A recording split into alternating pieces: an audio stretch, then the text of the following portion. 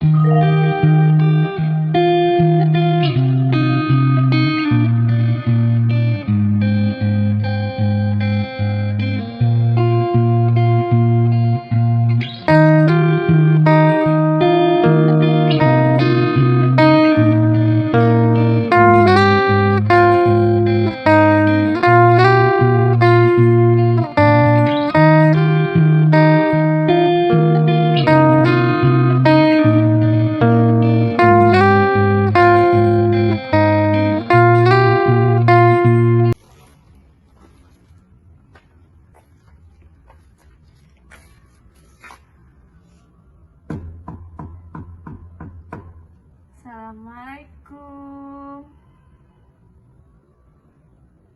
Salam, semoga masuk Bu.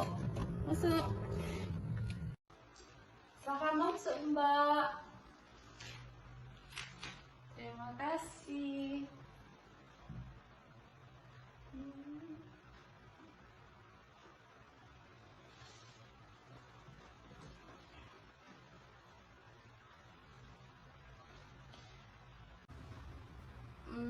Kalau boleh saya tahu nama Mbak siapa ya?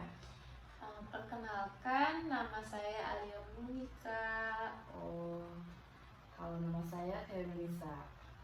Iya, Mbak Nisa. Iya. Sebelumnya nih, apakah kakak Alia sudah pernah pergi ke ruangan konseling ini untuk dikonseling? Belum, Kak. Belum.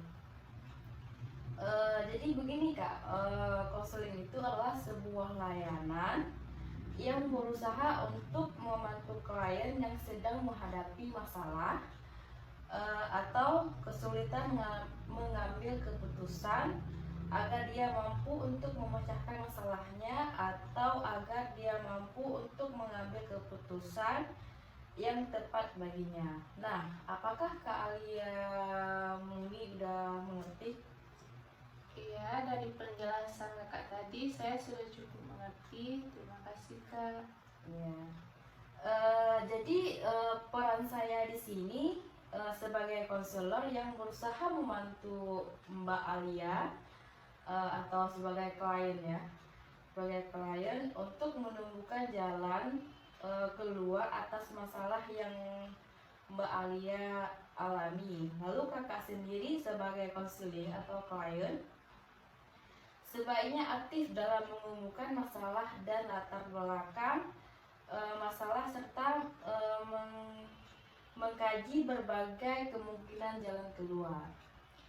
Oh, begitu, Kak. Baik, saya berjanji akan aktif dalam proses konseling, Kak.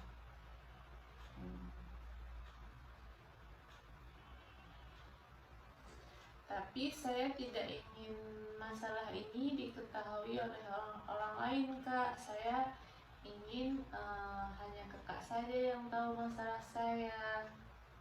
Kakak Alia tidak perlu khawatir atau cemas ya. Di sini saya akan menjaga rahasia Kak Alia. Sebab dalam konseling itu memiliki kode etik yaitu asas kerahasiaan. Salah satunya, jadi jangan ragu untuk mengumumkan masalah kakak Alia tanpa ragu merasa takut untuk diketahui oleh orang lain. Kalau begitu, baik, Kak. Syukurlah. Baiklah, Kak Alia menemui saya punya masalah apa kalau boleh saya tahu? Masalah yang saya alami adalah masalah yang sedang ada pada diri saya sendiri, Kak. Terima kasih. Lalu apa yang Kak Alia harapkan setelah melakukan konseling ini?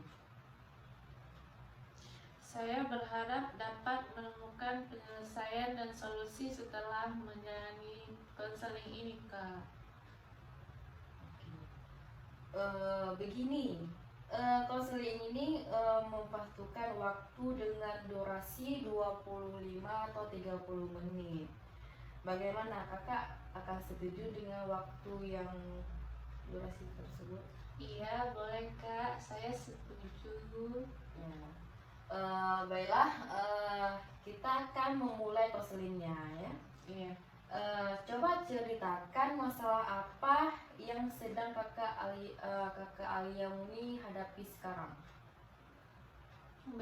Begini Kak, akhir-akhir ini saya merasa seperti tidak nyaman, gelisah, dan takut Kak. Saya tidak tahu penyebabnya apa. Kalau boleh saya tahu, apa yang menyebabkan kakak bersikap demikian?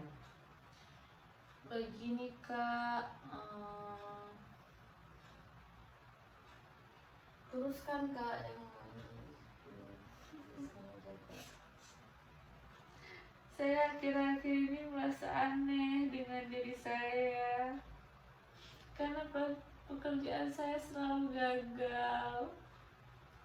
Kenapa kakak bisa gagal? Kalau boleh saya tahu, kakak melakukan pekerjaan apa? Kebetulan pada masa-masa pandemi ini saya sedang membuka toko pakaian wanita dan anak-anak.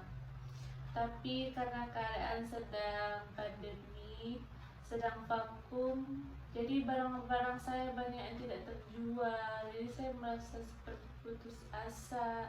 Jadi saya ingin kembali semangat Kak. Iya kak, iya di masa pandemi ini orang-orang banyak melakukan kegiatan di rumah saja. Apakah kakak sudah pernah jualan melalui media sosial seperti Facebook, Instagram, WhatsApp? Sampai saat ini saya belum pernah mencoba berjualan menggunakan media sosial Kak, karena saya tidak tahu caranya. Coba nanti kakak lihat-lihat di Google cara-cara membuat baju, cara memposting baju dengan menarik sehingga orang-orang itu bisa tertarik dengan baju Mbak. Karena sekarang di media sosial tuh orang banyak tertarik dengan media sosial, apalagi kalau foto-fotonya tuh menarik ya. Makasih Kak sarannya.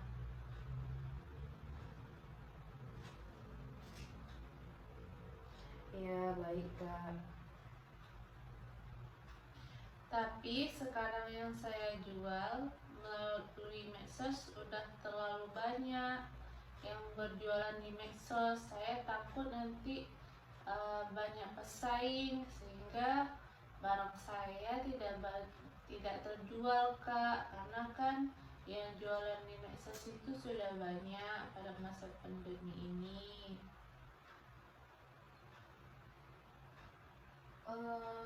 Kenapa Mbak Alia merasa takut? Saya takut produk baju saya nggak ada yang minat atau nggak ada yang beli. Nggak usah takut kak, rezeki itu udah yang ngatur. Kakak hanya perlu berusaha aja. Iya sih Kak, saya tahu kalau misalkan rezeki itu ya emang nggak kemana. Betul sekali kak. Kak, saya bingung nih, saya jualan baju melalui medsos. Apakah orang-orang mau beli baju saya dengan saya jualan di medsos? Mbak Alia jangan khawatir. Kakak hanya perlu membuat ya seperti saya bilang tadi ya, membuat foto-foto yang menarik sehingga orang tertarik dengan produk Anda. Seperti mengedit foto itu. Terima kasih sarannya Kak. Saya akan mencoba untuk membuat atau berjualan di medsos Kak. Ya, yang paling terpenting tuh ialah kakak jangan terus berdoa kepada Allah setelah salat fardu. Berdoanya kepada Allah, minta segala urusan Mbak dapat dimudahkan. Iya Kak, saya akan meminta mohon doa kepada Allah Subhanahu wa taala supaya Allah Subhanahu wa taala memudahkan rezeki saya, menghindarkan saya dari segala yang tidak baik Mbak, sehingga saya bisa membuka usaha saya dengan baik Mbak. Iya Kak, apalagi dengan kakak mendekatkan diri kepada Allah Subhanahu wa taala dengan cara bertakwa, memperbanyak amal-amal yang baik. Insya Allah usaha kakak akan berjalan dengan lancar, baju kakak juga pun cepat laku. Karena faedah kita bertakwa kepada Allah ialah salah satunya akan dipermudahkan segala urusan, termasuk urusan pekerjaan Mbak. Iya, tapi saya tetap saja saya takut nanti ada orang-orang yang dari luar atau yang pesaing saya akan mengejek barang saya atau mempersaingi saya dengan cara yang tidak sehat Mbak. Saya tahu apa yang Mbak rasakan, tapi kakak jangan terlalu khawatir. Serahkan semuanya kepada Allah Subhanahu wa taala, karena dengan kakak mendekatkan diri terhadap Allah, insya Allah akan dipermudahkan segala urusannya Mbak.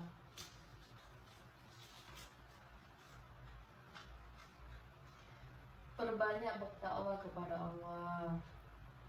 Dalam Al-Quran ada disebutkan, dan barang siapa yang bertakwa kepada Allah, niscaya Allah menjadikan baginya kemudahan dalam urusannya. Dan manfaat kita bertakwa kepada Allah Subhanahu wa taala ialah kita akan dicintai oleh Allah Subhanahu wa taala. Kita akan terjaga dari berbagai macam godaan syaitan, akan terhindar dari rasa takut, gelisah, dan sedih, karena dia merasa memilih Allah sebagai tempat mengadu dan memohon atau meminta sesuatu. Dan manfaat kita bertakwa kepada Allah ialah Allah akan memudahkan segala urusannya dan mendapatkan ampunan dari Allah Subhanahu wa taala, memperoleh kedudukan yang tinggi di sisi Allah Subhanahu wa taala. Iya Kak, terima kasih. Mulai dari sekarang saya akan mencoba mendekatkan diri kepada Allah supaya Allah memberikan kemudahan kepada saya Kak. Sekarang kakak tidak perlu merasa sedih, gelisah, karena semua masalah itu ada kemudahannya. Iya, alhamdulillah sampai saat ini saya tidak merasa sedih lagi Kak. Saya sudah lega karena saya sudah menceritakan segala masalah saya pada Mbak. Terima kasih Mbak ya. Iya, sama-sama Mbak. Terima kasih juga sama Mbak ya, karena sudah mau terbuka kepada saya tentang masalah-masalah Mbak. Iya Mbak, terima kasih juga atas saran yang telah Mbak berikan. Semoga semua kebaikan Mbak pada saya Allah balaskan dengan hal-hal yang baik. Iya, terima kasih juga Kak. Semoga usaha Mbak berjalan dengan lancar dan baju bisa terjual dengan target yang Mbak inginkan. Alhamdulillah, terima kasih Mbak doanya. Semoga doa Mbak dijawab ijabah oleh Allah Subhanahu wa Ta'ala. Amin ya rabbal alamin.